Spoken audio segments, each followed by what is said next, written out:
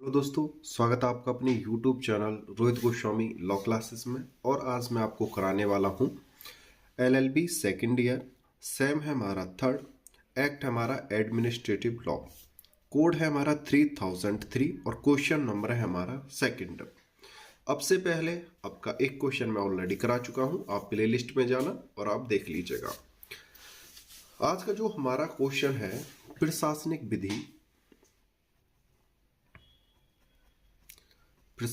विधि की प्रकृति, क्षेत्र और प्रमुख विशेषताएं।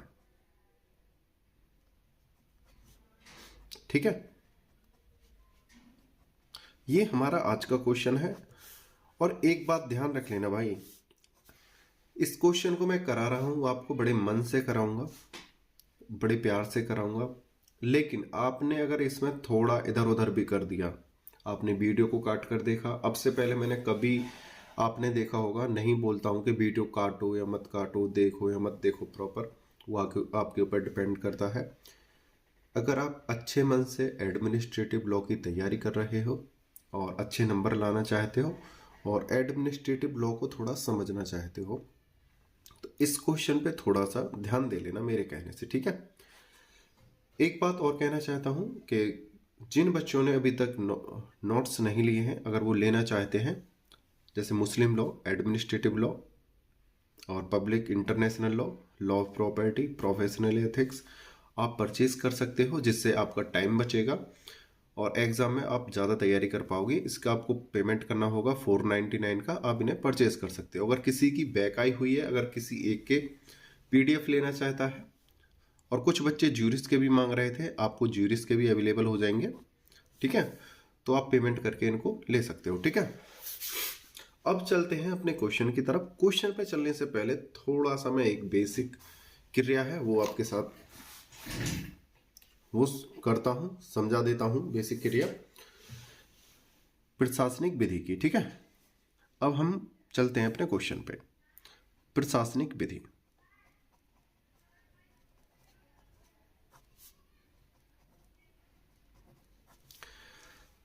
प्रशासनिक विधि 3 स्तंभों के ऊपर टिकी हुई है या 3 स्तंभों के द्वारा चलती है। पहला है हमारा विधायिका,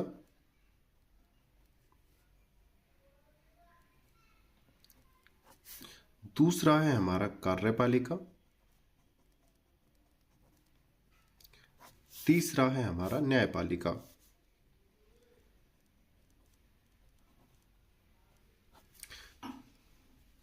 ये विधि बनाती है, विधि निर्माण, विधि का पालन,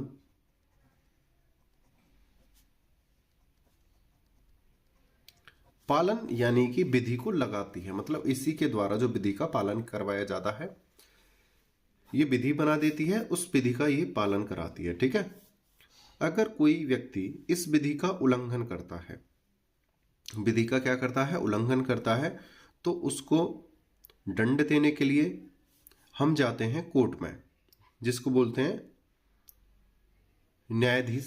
जैसे हाई कोर्ट, सुप्रीम कोर्ट, उनके जो न्यायाधीश होते हैं वो सब इसमें निर्णय देते हैं। वो विभिन्न विभिन्न प्रकार के हमारे केसों के आधार पर डिपेंड करता है। तो ये क्या करते हैं, निर्णय देते हैं, जजमेंट देते हैं, जिसको हम डिक्री भी बोलते हैं, अनुज्ञप्ति भी बोलते हैं। ठीक है, ठीक है, ये विधि बनाती है। इस विधि का पालन कराने का कार्य इसका है कार्यपालिका का, और ये है हमारी न्यायपालिका। सभी की अपनी अपनी शक्तियां होती हैं, सभी के अपने अपने कार्य होते हैं, कोई एक दूसरे के कार्य में हस्तक्षेप नहीं करता है, लेकिन एक दूसरे की सहायता सभी करते हैं। ठीक है, जैसे विधि का निर्माण हुआ है भाई, विधि को लागू करने के लिए किसकी जरूरत है, कार्यपालिका की, तो इसकी मदद हुई। अब न्यायपालिका को चलाने के लिए क्या हो, पहले तो विधि का उल्लंघन ही होगा। अगर विधि का उल्लंघन होगा तो उसको विधि को मनवाने के लिए कौन बैठा है, हमारी ये बैठी है कार्यपालिका, मनवाएगी भाई इस विधि को लागू करो। अगर फिर भी नहीं मानते हैं तो फिर उनको दंडित किया जाएगा, ठीक है, न्यायपालिका के द्वारा। अब बात करते हैं, ये तो हमारा बेसिक सा था, आप सभी लोग जानते होंगे लगभग, मुझे उम्मीद है। बात करते हैं हमारा एडमिनिस्ट्रेटिव का काम क्या है।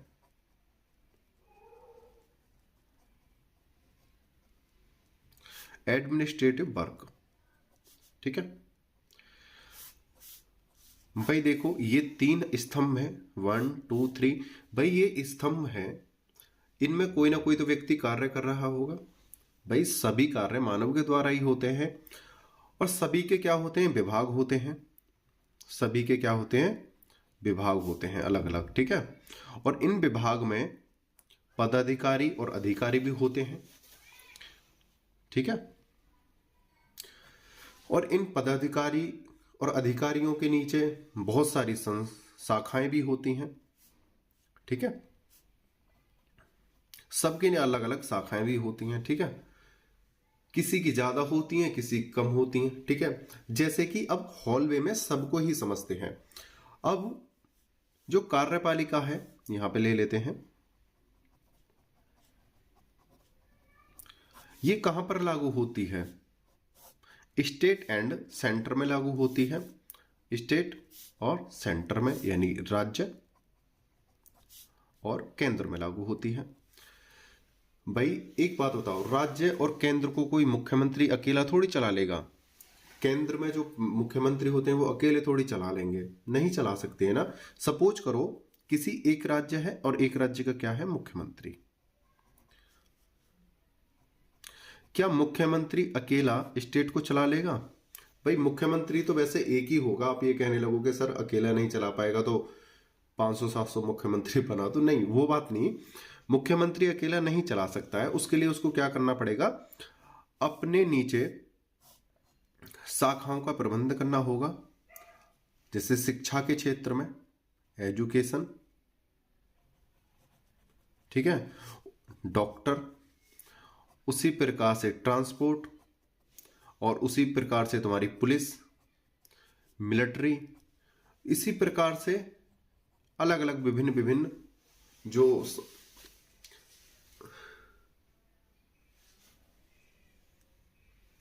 कार्य और संस्थाएं होती हैं, उसके अलग अलग विभाग होते हैं। खाने का मान लो, फूड मान लो, और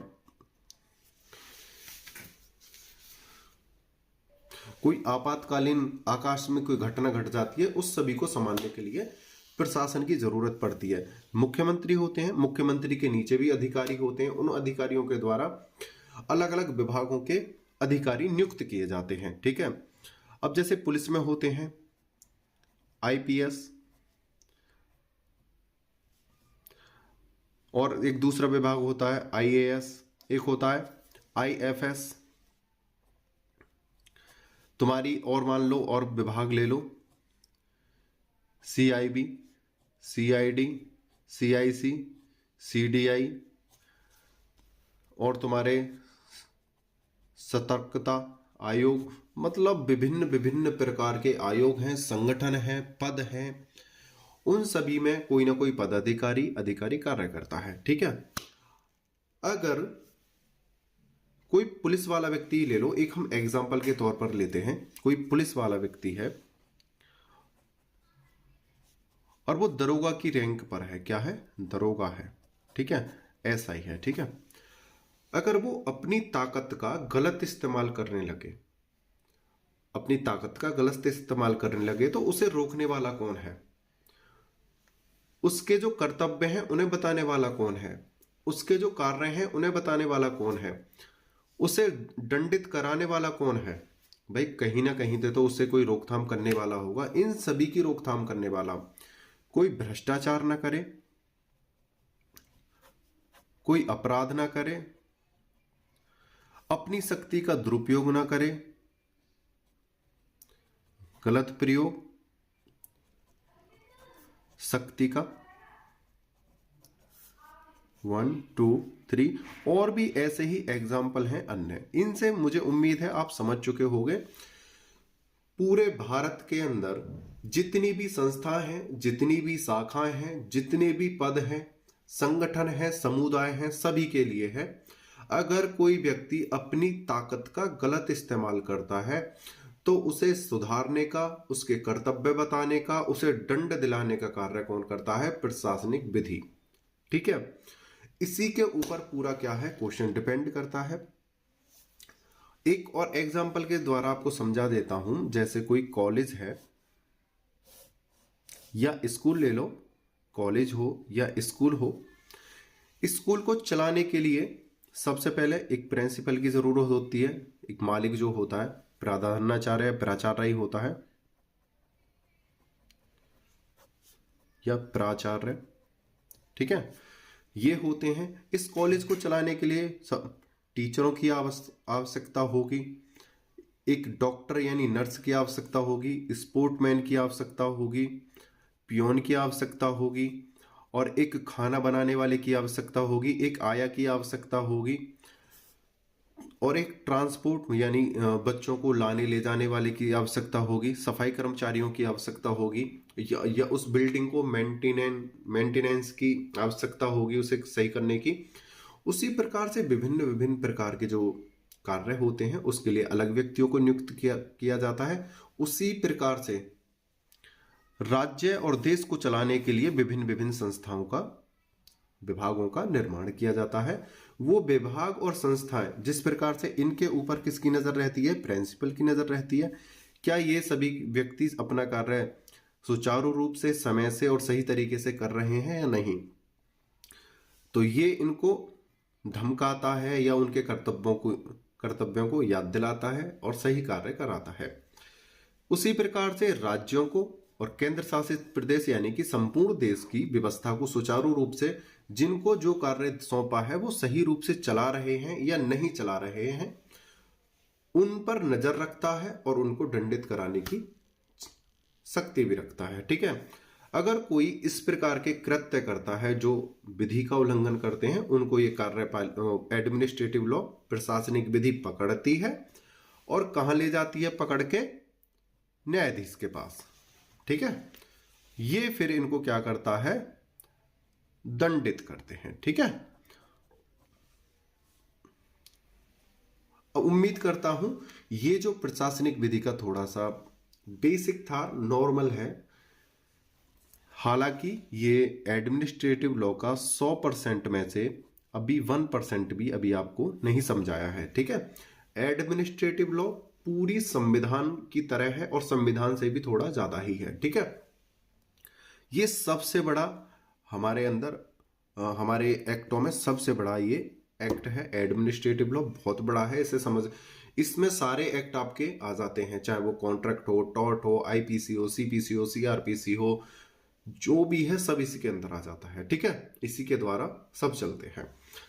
तो ये 100 में से 1% भी अभी मैंने नहीं समझाया, लेकिन मैंने समझाने की कोशिश की है। जो आपका जो एग्जाम है, एग्जाम में आपको किस तरह से आपको पकड़ बनानी है, किस तरह से आपको याद करना है, ठीक है, उस पर्पज से मैंने थोड़ा समझाने की आपको कोशिश किया। उम्मीद करता हूं आपको समझ में आया होगा।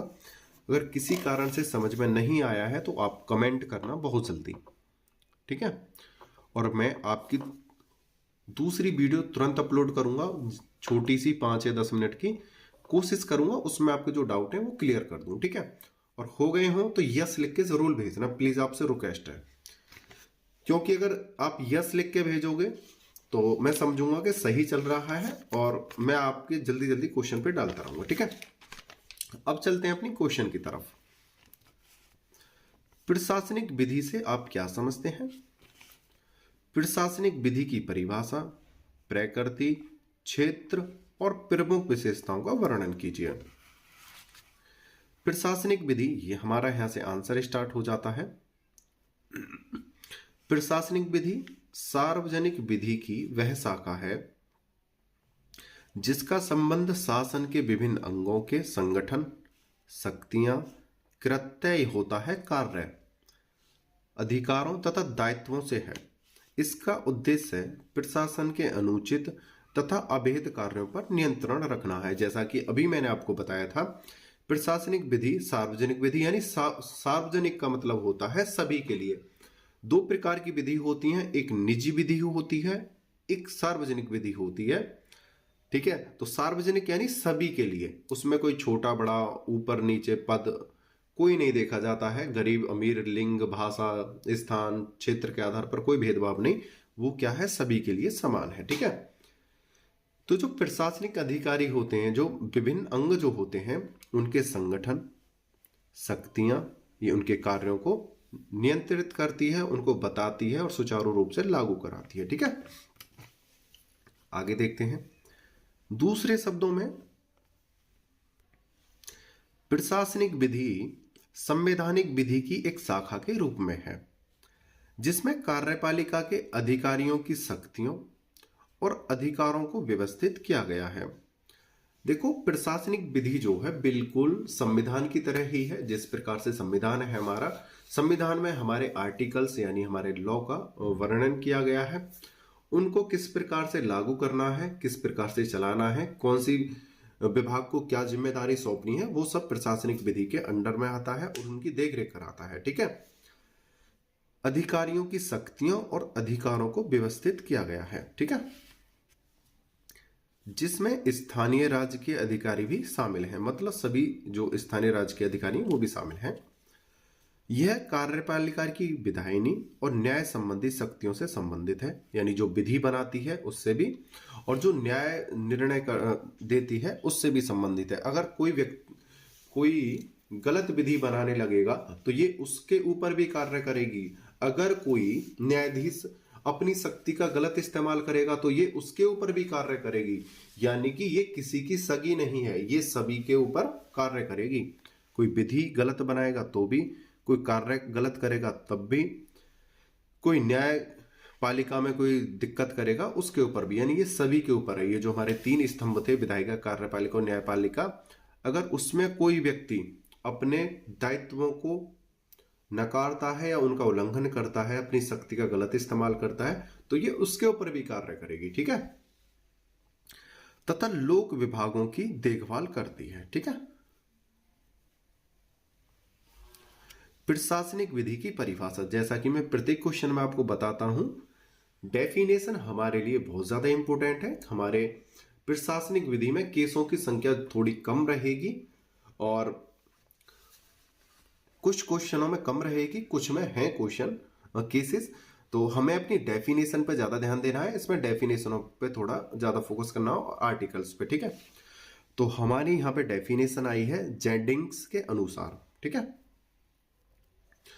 अगर किसी को पीडीएफ चाहिए तो हमारे इस वाले नंबर पे हमसे संपर्क कर सकते हो, कांटेक्ट कर सकते हो। अगर आपके कोई डाउट है, परेशानी है, समस्या है तो आप पूछ सकते हो।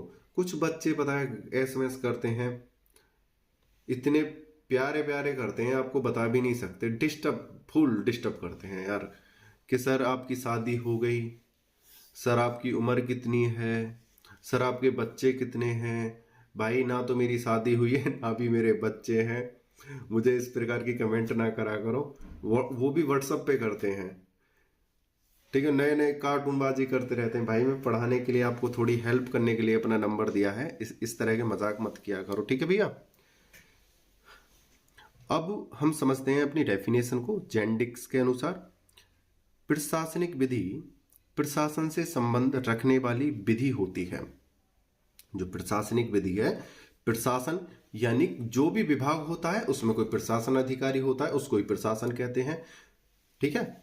यह प्रशासनिक अधिकारियों के संगठन, शक्तियों और कर्तव्यों को निश्चित करती है। जैसे अभी मैंने आपको बताया था, आप समझदार हो, समझ चुके होंगे। इस परिभाषा को इंग्लैंड के अनेक विद्वानों ने स्वीकार किया था कि हाँ, ये आप सही कह रहे हो। जो प्रशासनिक विधि है हमारी, एडमिनिस्ट्रेटिव जो लॉ है, उसका कार्य यह है कि जितने भी विभाग हैं उनके जो अधिकारी हैं वो सही तरह से काम कर रहे हैं या नहीं, उनकी देखरेख करना, उन पर नियंत्रण बनाए रखना, उनके कार्यों की याद दिलाना और सुचारू रूप से देश को विकासशील बनाना। ठीक है। आगे चलते हैं और समझते हैं थोड़ा सा।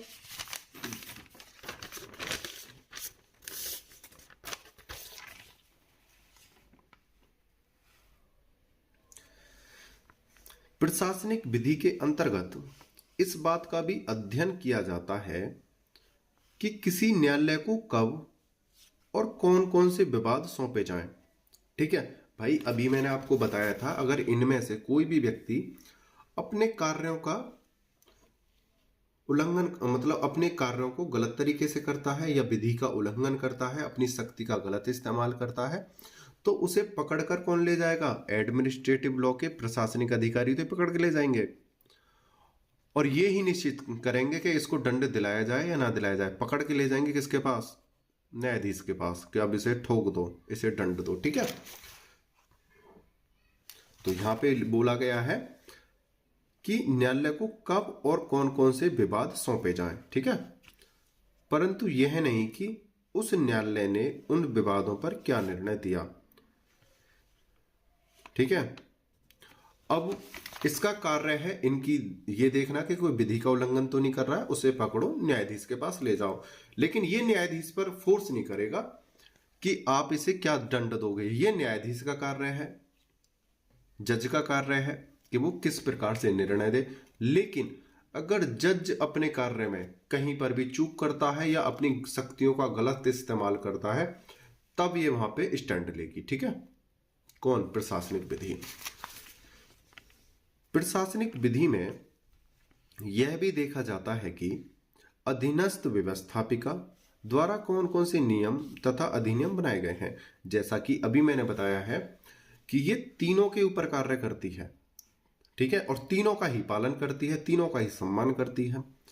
सही है। अब ये कह रही है व्यवस्थापिका जो विधि बनाती है, व्यवस्था जो बनाती है, उसको भी देख रेख करती है कि आप क्या विधि बना रहे हो, क्या वो जनता के लिए, देश के लिए, समाज के लिए, विश्व स्तर के लिए क्या वो सही है या नहीं। ठीक है, उसको भी ये देखती है। प्रशासनिक विधि के क्षेत्र, यहां से भी क्वेश्चन आपका आ जाता है 5 नंबर में, 10 नंबर में, कि प्रशासनिक विधि के क्षेत्र के बारे में आप क्या जानते हैं। प्रशासनिक विधि के क्षेत्र के बारे में टिप्पणी कीजिए। दूसरी बात और बता देता हूं आपको, जो ये प्रशासनिक विधि का जो क्षेत्र है पूरा एडमिनिस्ट्रेटिव लॉ है। ऑल हॉल वे में क्या है? All administrative law.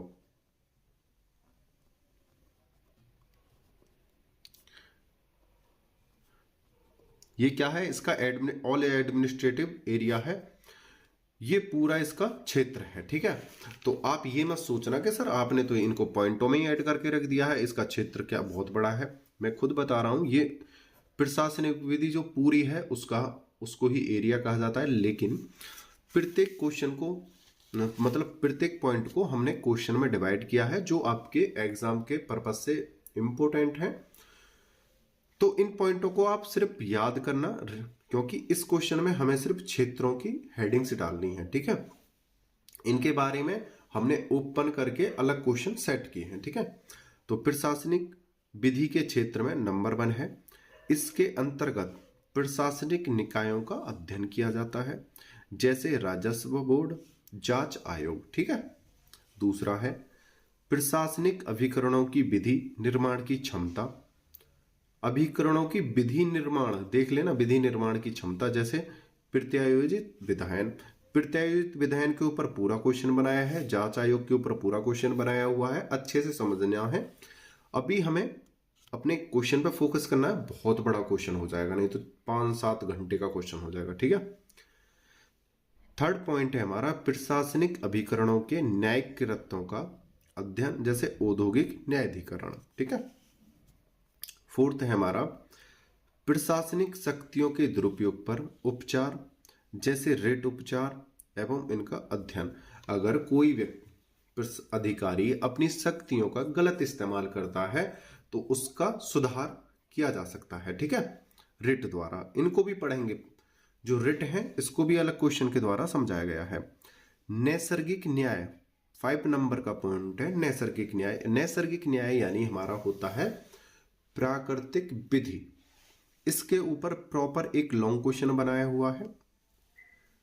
केंद्र एवं राज्य, सेंटर एवं स्टेट की संविदा एवं अपकृत्य संबंधी दायित्व, संविधि नहीं है, संबंधी दायित्व। ये हमारा कॉन्ट्रैक्ट है, ये हमारा टॉर्ट है। तो इसके ऊपर हम पूरे चैप्टर की वीडियो ऑलरेडी डाल चुके हैं, आप देखिएगा। प्लेलिस्ट में जाइएगा, टॉर्ट संविदा डाल चुका हूं पूरे सेमेस्टर की, और टॉट की भी आपने वीडियो देखी होंगी। अब आ जाता है इंपोर्टेंट लोक निगम। इसके ऊपर प्रॉपर एक लॉन्ग क्वेश्चन है, आपके पास लेके आएंगे। अब एक हमने यहाँ पे पॉइंट डाले हैं आपके 7। अब आपको थोड़ी सी सरलता हम कर देते हैं आपके पेपर में। मैंने यहाँ पे बताए हैं पॉइंट 7। आप जब एग्जाम करने जाओगे तो आपको यहाँ पे 4 या 3 पॉइंट ही आप अगर लिख देते हो तो आपके लिए सफिशियंट है। या अगर आपकी मेमोरी अच्छी है या उस समय एग्जाम टाइम पे अगर आपको याद आ जाता है तो ज्यादा से ज्यादा 5 करने हैं आपको, ठीक है। इससे ज्यादा लिखने की कोशिश ना करना, क्योंकि आपको और भी क्वेश्चन क्या है सेट करने हैं। और एडमिनिस्ट्रेटिव अपने आप में क्या है, एक बहुत ही हैवी पेपर है, तो ये थोड़ा थोड़ा याद करना, सटीक याद करना, ठीक है। 7 में से कम 4 और ज्यादा से ज्यादा सिर्फ 5 हेडिंग्स यहां से याद करना, ठीक है। आगे चलते हैं।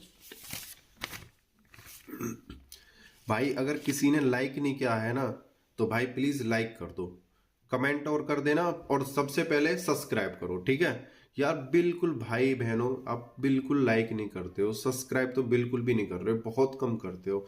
पता नहीं आपको मेरे से क्या दुश्मनी है? कर दो ना, आपका छोटा भाई हूं मैं। आगे देखते हैं। प्रशासनिक विधि में प्रशासनिक शक्ति के दुरुपयोग का अध्ययन होता है, ठीक है। प्रशासनिक विधि का परम उद्देश्य यह देखना है कि प्रशासन की शक्ति का दुरुपयोग कहीं मनमानी करने में ना हो जाए। भाई ये सब क्या है, प्रशासन के ही तो अंग हैं जो अभी मैंने बताए थे। कभी ये लोग अपनी शक्तियों का क्या करने लगे, गलत इस्तेमाल करने लगे, या अपने विभाग में अपनी मनमानी करने लगे, या अपनी जेबों को भरने लगे, या अपनी शक्ति का गलत इस्तेमाल अपने से नीचे लोगों को दबाने में करने लगे, ठीक है। जिससे उसके प्रयोग में ज्यादतियां होने लगे और जनता में त्राही त्राही मच जाए। इस बात के आधार पर प्रशासनिक विधि का निर्माण करते हुए उपेंद्र बख्शी ने कहा कि प्रशासनिक विधि विकासशील समाज में शक्ति के दुरुपयोग का अध्ययन है। यानी जो उपेंद्र बख्शी थे उन्होंने कहा था जो ये प्रशासनिक विधि है, ये जो है जो विकासशील समाज में जो अपनी शक्तियों का जो गलत इस्तेमाल कर रहे हैं उन पर नियंत्रण लगाने का एक अध्ययन है, उनको रोकथाम करने का क्या है, एक अध्ययन है, ठीक है। प्रशासनिक विधि के आधारभूत तत्व निम्नलिखित हैं। 20वीं शताब्दी में प्रशासनिक विधि के विकास में मुख्य तत्व हैं। 20वीं शताब्दी में प्रशासनिक विधि के विकास के मुख्य तत्व हैं।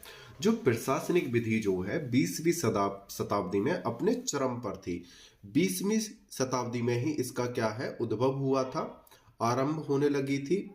हालांकि इसके जो परिणाम हैं, जो निर्णय हैं, वो उससे पहले के हैं इंग्लैंड में, लेकिन ये 20वीं शताब्दी में अपनी चरम सीमा पे थी और इसके लक्षण जो व्याप्त होने लगे थे, ठीक है, दिखने लगे थे, बढ़ने लगे थे।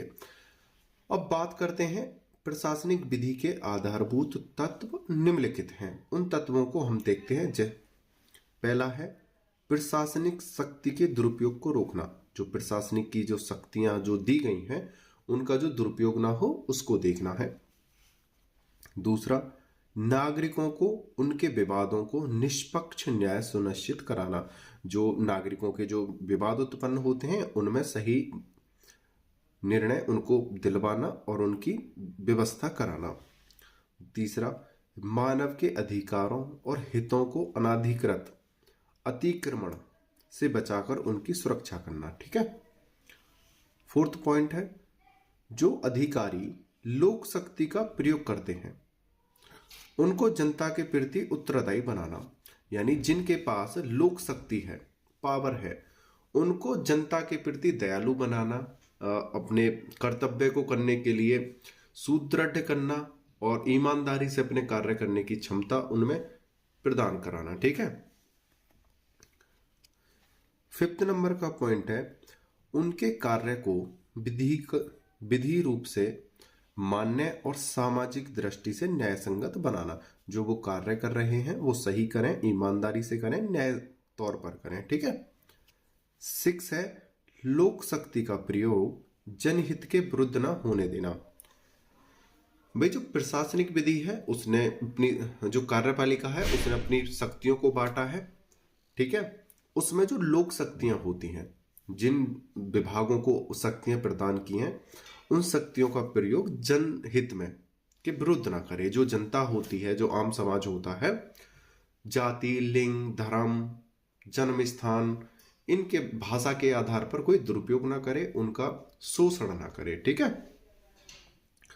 एक बात और बता देता हूं, जैसे अभी मैंने थोड़ी देर पहले बताया था, यहाँ प्रशासनिक विधि के आधारभूत तत्व कौन कौन से हैं बताइए। ये आधारभूत तत्वों के बारे में आप क्या जानते हैं, यहां से भी आपका 5 नंबर का 10 नंबर का क्वेश्चन बन सकता है। और अगर नहीं आता है, आपको अपने लॉन्ग क्वेश्चन में ऐड करना है, तो यहाँ पे मैंने आपको कराए हैं 6 पॉइंट। यहां से आपको 3 या 4 पॉइंट ही आपको लेने हैं, 6 के 6 पॉइंट लेने की जरूरत नहीं है। ठीक है भैया। कम से कम 3, ज्यादा से ज्यादा बस 4 पॉइंट, यानी 2 पॉइंट अपनी मर्जी से कोई भी कट कर लेना। ठीक है। आगे चलते हैं। संक्षेप में प्रशासनिक विधि के क्षेत्र में निम्नलिखित 5 बातों का अध्ययन किया जाता है। लेकिन ये जो मैं 5 बातें आपको बता रहा हूं, इनमें से एक भी पॉइंट आपको काटना नहीं है, ध्यान रख लेना इस बात को। मैं 5 पॉइंट कराऊंगा, इनको वेरी वेरी इंपॉर्टेंट है, इनको जरूर लिख के आना है। कहीं ना कहीं आपको स्टार्टिंग में, बीच में, लास्ट में कहीं ना कहीं इन्हें जरूर लिख के आना है, बहुत ज्यादा जरूरी है। ये ही है जो प्रशासनिक विधि है क्या, उसे समझते हैं। प्रशासनिक विधि में क्या देखा जाता है, प्रशासन की शक्तियां क्या हैं। दूसरा, प्रशासनिक शक्तियों की सीमाएं क्या हैं। भाई शक्ति, जो शक्ति हैं उनकी सीमा क्या है, वो ध्यान रखना। तीसरा है, वे रीतियां क्या हैं जिनसे प्रशासन को उन सीमाओं के भीतर रखा जाता है। उन रीतियों को बताओ, उन नियमों को बताओ जिनसे प्रशासन को अपनी सीमा के अंदर कार्य करने के लिए बाधित किया जाता है, निश्चित किया जाता है। ठीक है। 3 पॉइंट हो गए, 5 पॉइंट है, पांचों के पांचों को रट लेना। दूसरी बात, चलो बाद में बताऊंगा इस पॉइंट को, सबसे लास्ट में। ठीक है। 4th पॉइंट है हमारा, प्रशासनिक अधिकारियों द्वारा पालन की जाने वाली प्रक्रिया क्या है। ठीक है। प्रशासनिक अधिकारियों द्वारा पालन की जाने वाली प्रक्रिया क्या है। भाई एडमिनिस्ट्रेटिव लॉ में हम यही तो पढ़ते हैं कि जो प्रशासन है उनके क्या कार्य हैं, उन्हें क्या कार्य कराना है, उनके क्या दायित्व हैं, ये सभी तो पढ़ते हैं इसमें। 5, प्रशासनिक कार्य से पीड़ित व्यक्तियों को उपलब्ध उपचार क्या है। भाई प्रशासनिक विधि हमें बताएगी, अगर किसी की विधि का मतलब किसी का शोषण हो रहा है, कोई विधि का उल्लंघन कर रहा है, कोई लोक नीति का दुरुपयोग कर रहा है, अपनी शक्ति का गलत इस्तेमाल कर रहा है, तो उसको कैसे दंडित करा जाएगा, और जिसका हनन हुआ है उसे कैसे उपचार दिया जाए। ठीक है। ये सब हमें प्रशासनिक विधि में पढ़ना पड़ता है, बताया जाता है। ठीक है। अब आगे चलते हैं, ये पांचों के पांचों पॉइंट आपको करने हैं। ठीक है। प्रशासनिक विधि की प्रमुख विशेषताएं निम्नलिखित हैं। आगे चलते हैं। नंबर 1, यह भारतीय संविधान द्वारा उत्पन्न होती है, उसी के अनुसार कार्य संपन्न होते हैं। नंबर 1 पॉइंट हो गया। दूसरा है, ये लोक विधि है। जो प्रशासनिक विधि है ये कैसी विधि है, ये लोक विधि है, यानी सभी जन समुदाय के लिए है। तीसरा, इसके द्वारा विभिन्न प्रशासनिक संगठनों का निर्माण तथा उनके कर्तव्य और अधिकारों का निरूपण होता है। विभिन्न प्रशासनिक मतलब जितने भी प्रशासन के कार्य हैं, जैसा कि अभी मैंने बताया था, शिक्षा, डॉक्टर, खान पान, ट्रांसपोर्ट, पुलिस, मिलिट्री, जितने भी आप अगर सोच सकते हो, सीबीआई, सीआईडी, सीडीआई, सीआईसी, सब जो विभाग हैं, आईएफसी, आईपीएस, आईएफएस, आईपीएस, इन सभी विभागों का ये निर्माण करती है, अधिकार देती है, कर्तव्य नियंत्रण सब यही करती है। ठीक है। और एक आध विभाग अगर कोई गलत निकल गया हो ना तो आप खुद भी करेक्ट कर लेना। आपकी नजर में जितने भी विभाग आते हैं वो सब इसी के अंतर्गत आते हैं, ठीक है। यह 4 नंबर का पॉइंट है, यह संवैधानिक विधि द्वारा उत्पन्न होते हुए भी उससे अलग है। भाई संविधान हमें क्या बताता है? आर्टिकल्स बताता है, कानून बताता है, किसको कैसे चलाना है और क्या करना है, ये उसका पालन कराती है। भाई ये क्या है? पालन कराती है। ये संविधान विधि द्वारा उत्पन्न होते हुए भी, भाई विधि द्वारा ही तो उत्पन्न हो रही है, लेकिन उससे क्या है? अलग है। यह प्रशासन से पीड़ित नागरिकों को उपचार प्राप्त कराती है। यह प्रशासन से पीड़ित, अगर कोई अपनी ताकत का गलत इस्तेमाल करता है या अपने पद का दुरुपयोग करके किसी का हनन करता है, किसी के शोषण करता है, तो उसका ये उपचार कराती है, ठीक है। 6 नंबर का पॉइंट है, इसके अनुसार प्रशासन को विधायिका और न्यायपालिका की सीमित मात्रा में शक्तियां प्रदान की गई हैं। इसके अनुसार प्रशासन को विधायिका और न्यायपालिका की सीमित मात्रा में शक्तियां प्रदान की गई हैं। 7 नंबर का पॉइंट है, उद्देश्य संविधान की प्रवृत्ति के अनुसार लोक कल्याणकारी राज्य की स्थापना।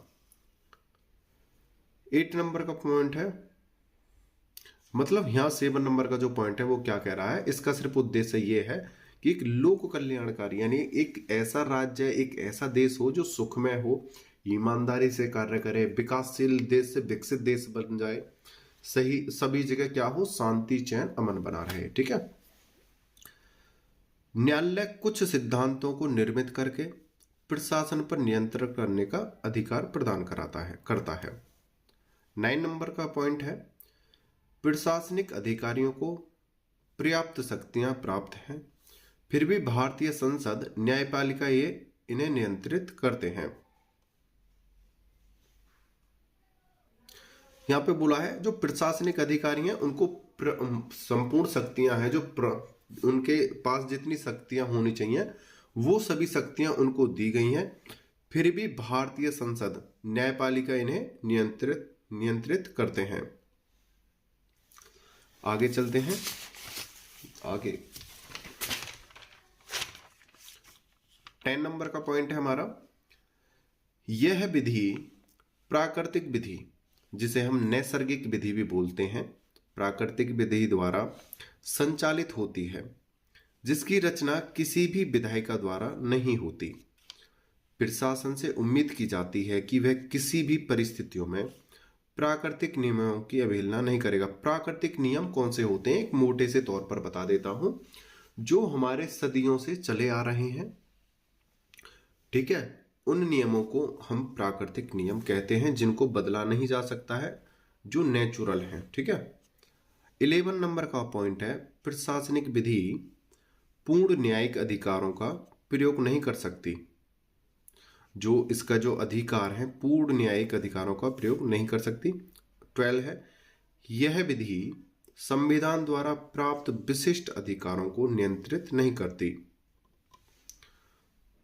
देखो एक चीज देखते हैं, एक तो ये पूर्ण न्यायिक अधिकारों का प्रयोग नहीं करती, और ये विशिष्ट अधिकारों को नियंत्रित नहीं करती।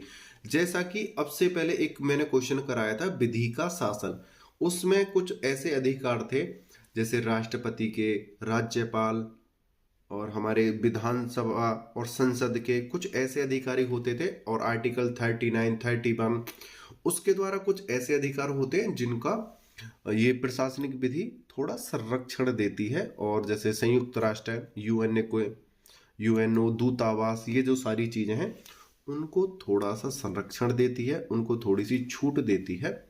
तो यहाँ पे कहा गया है, यह विधि संविधान द्वारा प्राप्त विशिष्ट अधिकारों को नियंत्रण नहीं करती है। मतलब कुछ होते हैं पॉइंट, है ना, अपवाद हर चीज के होते हैं, ठीक है। अब एक छूट आपके लिए मैं भी देता हूं, यहां पे है कुछ हेडिंग्स, हमारी प्रशासनिक विधि की प्रमुख विशेषताएं निम्नलिखित हैं। हमने आपके लिए कराई हैं 12। आपको पेपर में कितनी करनी है? 12 में से कम 6 और ज्यादा से ज्यादा 7 या 8 बस। मेरा मानना तो है कि आप 6 से ज़्यादा ना करो। 6 आपके लिए क्या है, सफिशियंट है। अगर आपकी मेमोरी तेज है, आपकी राइटिंग स्पीड बहुत ज़्यादा तेज है और आपकी उस समय याददाश्त तेज चल रही है एग्जाम टाइम में, तो आप 7-8 कर सकते हो ज़्यादा से कम 6। नहीं तो ये 6 आपके लिए मिनिमम और मैक्सिमम दोनों ही है। अगर याद आ जाते हैं, अगर आपके पास और कोई पॉइंट याद नहीं आते हैं, एक चीज और देख लेना, कोई और पॉइंट आपको याद नहीं आते हैं तो आप यहाँ पे पॉइंट बढ़ा सकते हो, ठीक है। नहीं तो 6 पॉइंट आपके लिए सफिशियंट है। एक हमारा निष्कर्ष और देख लेते हैं। प्रत्येक समाज में शक्ति और न्याय के बीच विरोध होता रहता है। भाई ये तो प्रत्येक समाज की बात है, शक्ति और न्याय के बीच विरोध होता रहता है। प्रशासनिक विधि इस विरोध को दूर करने के लिए प्रयत्नशील रहती है तथा शक्ति और न्याय में सामंजस्य लाने का प्रयास करती है। अतः प्रशासनिक विधि का कार्य एवं उद्देश्य प्रशासनिक अधिकारों को प्रभावी नियंत्रण में रखना है, ताकि नौकरशाही तानाशाही में ना बदल जाए। जो प्रशासनिक विधि का जो मुख्य कार्य है ये है कि जो शक्तियां किसी व्यक्ति को दी गई हैं उनका वो सदुपयोग करे, कठोरता से प्रयोग ना करे, या जन समुदाय के जो अधिकार होते हैं उनका हनन ना करे, अपनी तानाशाही ना चलाए। अगर वो अपनी शक्तियों का दुरुपयोग ना करे जिससे जनता में खलबली मच जाए, त्राही त्राही होने लगे, तो यहाँ पे क्या कहा गया है, उनका नियंत्रण करे जिससे कि नौकरशाही दोबारा से उत्पन्न ना हो जाए, लोग डरने ना लगे। तो इसका कार्य ये है। उम्मीद करता हूं ये क्वेश्चन आपको अच्छे से समझ में आया होगा। आपने मुझे अच्छे से सुना है उसके लिए धन्यवाद।